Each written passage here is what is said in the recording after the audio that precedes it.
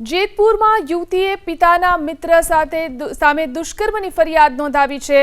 ભોગ બનનાર યુવતીનો આરોપ છે કે પિતાનો મિત્ર સુધીર ભટ્ટીએ ઘરે આવતો જતો હતો, જેને લગ્નની લાલચ આપી મિત્રતા કેળવી અને બાદમાં વારંવાર દુષ્કર્મ આચરીને શારીરિક શોષણ કર્યું।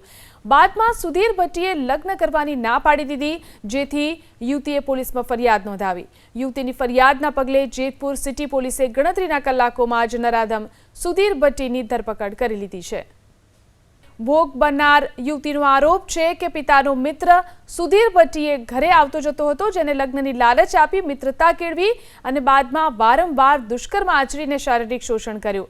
બાદમાં સુધીર ભટ્ટીએ લગ્ન કરવાની ના પાડી દીધી, જેથી યુવતીએ પોલીસમાં ફરિયાદ નોંધાવી। યુવતીની ફરિયાદના પગલે જેતપુર સિટી પોલીસે ગણતરીના કલાકોમાં જ નરાધમ સુધીર ભટ્ટીની ધરપકડ કરી લીધી છે।